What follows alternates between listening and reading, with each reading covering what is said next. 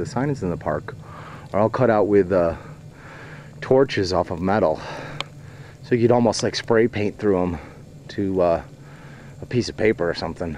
But it's really cool because the letters are highlighted by the nature behind it. So whoever thought of that was really thinking. Little Yosemite Valley, November 2010. It was wasting snow last night.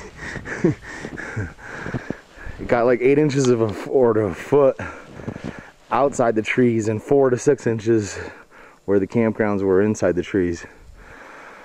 But wow, what is different zero escape 1 12-hour period makes. Unbelievable.